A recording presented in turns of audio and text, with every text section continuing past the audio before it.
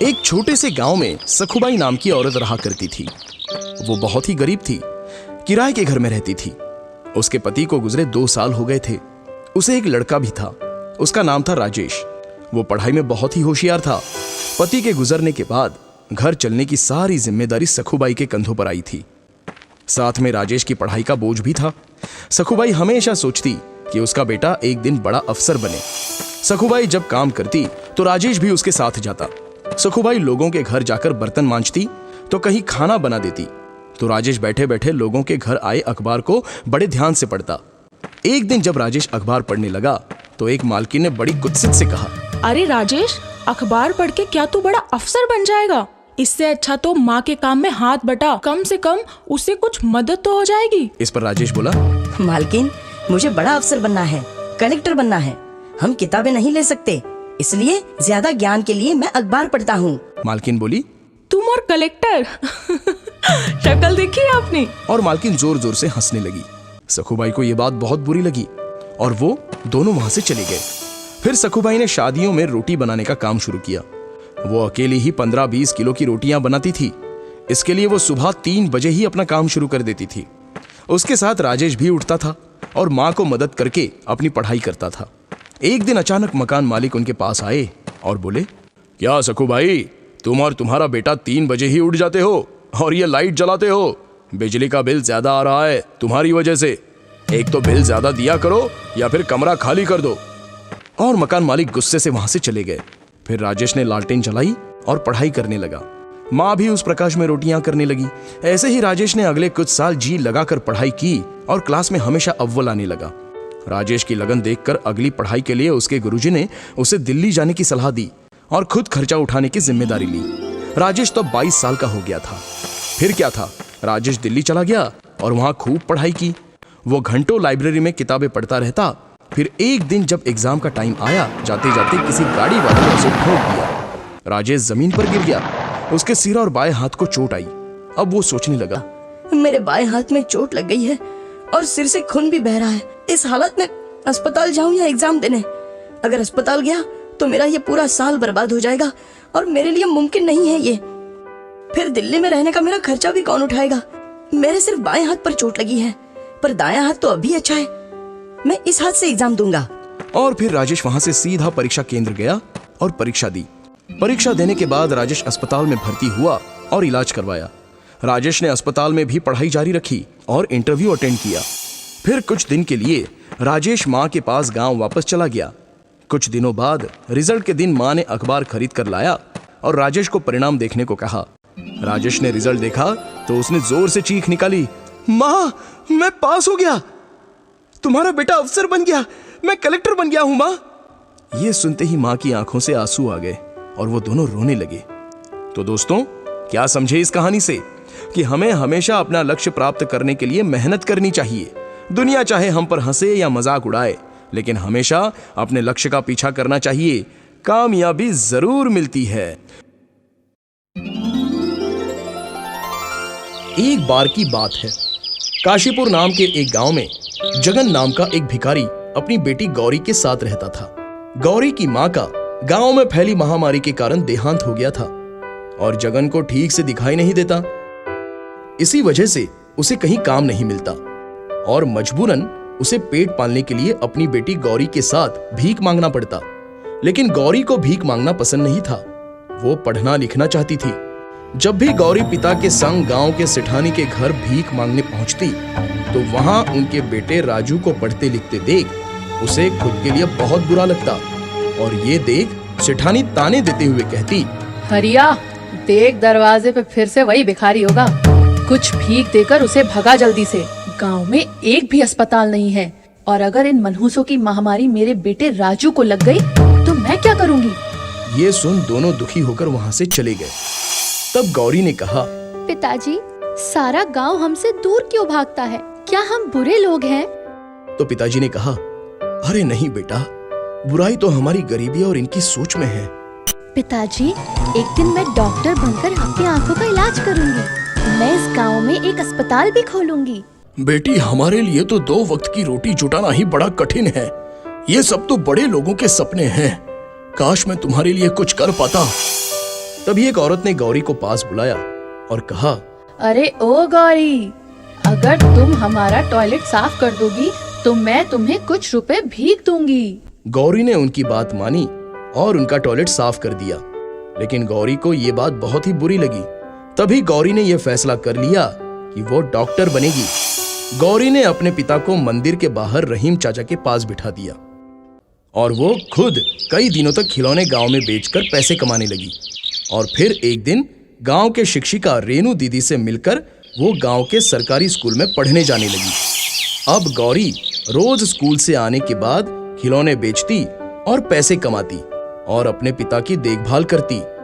गौरी रात रात भर जग कर पढ़ाई किया करती और हमेशा अच्छे अंकों से पास होती। गौरी की हिम्मत और सफलता देख सेठानी और अन्य गांव के लोग सभी हैरान थे और वो जगन और गौरी से जलने भी लगे थे। पता नहीं ये भिखारन पढ़ लिख कर कौन सा डॉक्टर कलेक्टर बन जाएगी, मैं अभी देखती हूँ। गौरी हर साल अच्छे अंकों से पास होती और शिक्षिका रेनू भी गौरी की पढ़ाई में खूब मदद करती। धीरे धीरे समय गुजरता गया और गौरी बड़ी होती गई। उसने अपनी मेहनत और लगन से अपनी स्कूल की पढ़ाई पूरी की और आगे डॉक्टर की पढ़ाई पढ़ने के लिए कॉलेज में दाखिले के लिए इम्तिहान दिया और इम्तिहान में टॉप भी किया। ये खबर सुनकर गौरी के पिता और शिक्षिका रेनू दोनों बहुत खुश हुए। पिताजी, डॉक्टरी के पढ़ाई के लिए मुझे स्कॉलरशिप भी मिला है। लेकिन अब गौरी को अपने पिता को छोड़कर डॉक्टर की पढ़ाई के लिए शहर जाना था। वो उदास हो गई। तब रेनू ने कहा, गौरी, तू फिक्र मत कर, यहाँ सब मैं संभाल लूंगी। तू बस शहर जा और जल्दी ही डॉक्टर बनकर आना। गौरी पढ़ाई के लिए शहर चली गई।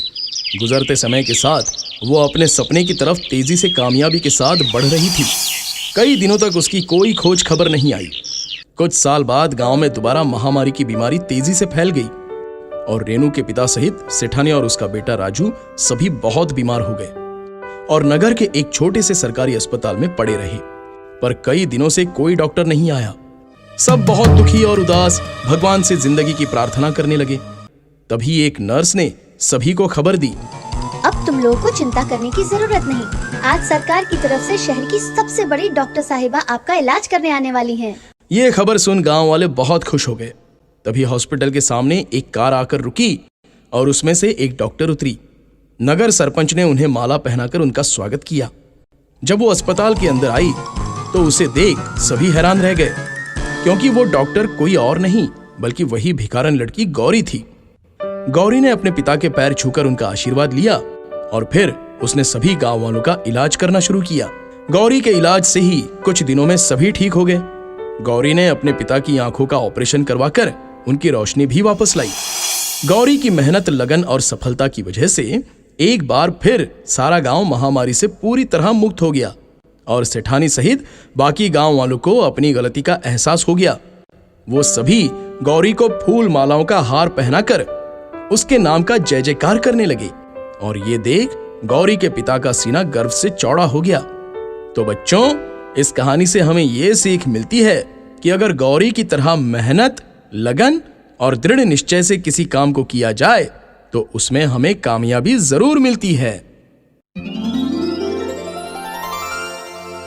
एक गांव में विमला नाम की एक गरीब औरत अपने बेटे रोशन और बहू गौरी के साथ रहती थी। विमला के पति का देहांत हो गया था, जिससे सारी जिम्मेदारी उसके बेटे रोशन पर आ गई थी। लेकिन गांव में रोशन को कोई काम न मिलने के कारण गरीबी और बेरोजगारी से उसकी मुसीबतें बढ़ती चली गईं। विमला की बहू गौरी बहुत ही स्वार्थी और लालची स्वभाव की थी। एक दिन उसने अपने पति से कहा, अजी सुनिए, अब यहाँ कुछ नहीं रखा है, हमें शहर चले जाना चाहिए, तभी हमारे हालात सुधर पाएंगे, वरना हमें भूखा ही मरना पड़ेगा। तब रोशन बोला, पर माँ तो यहाँ अकेली कैसे? तो गौरी बोली, ओहो, आप माँ की चिंता मत कीजिए, जब आपको नौकरी मिल जाएगी तब हम माँ को पैसे भेज दिया करेंगे।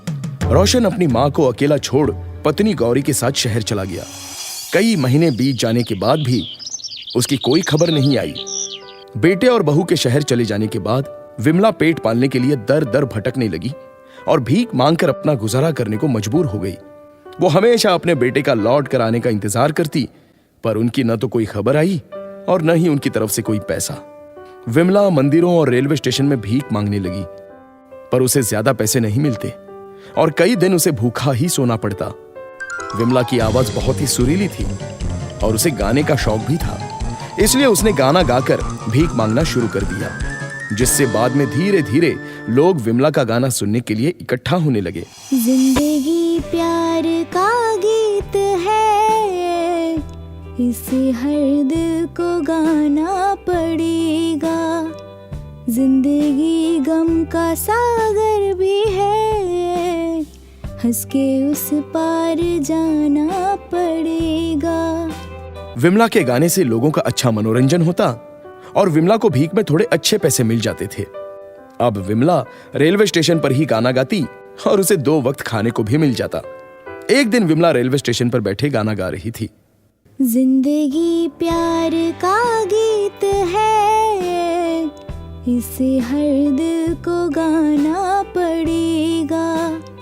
जिंदगी गम का सागर भी है, हंस के उस पार जाना पड़ेगा।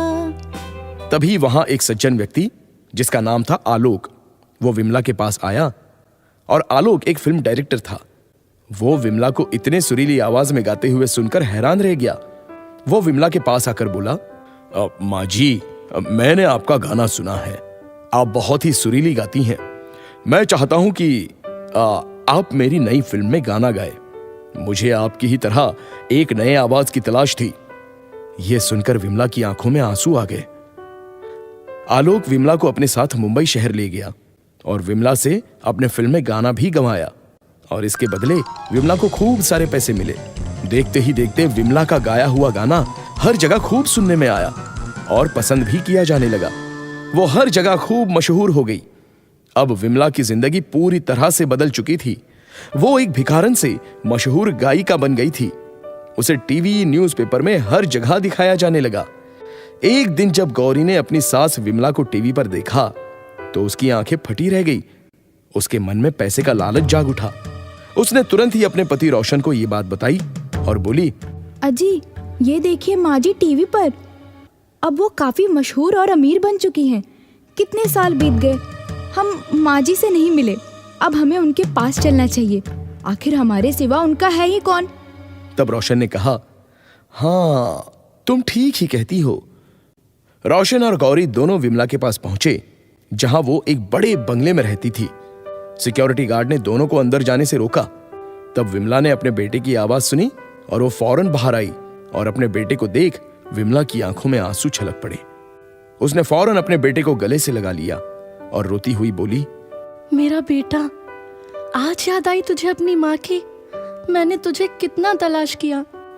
अपनी मां की ऐसी ममता और प्रेम को देखकर रोशन और गौरी दोनों को अपनी गलती का पछतावा हुआ और दोनों ने माफी मांगी। और मां के लिए अपने बच्चों की खुशी से बढ़कर और कुछ भी नहीं होता है। इसलिए विमला ने दोनों को माफ कर उन्हें गले से लगा लिया। तो बच्चों, मां की खुशी से बढ़कर दुनिया में और कुछ भी नहीं। इसलिए हमें अपने स्वार्थ को त्याग कर अपने माँ बाप को कभी अकेला और बेसहारा नहीं छोड़ना चाहिए।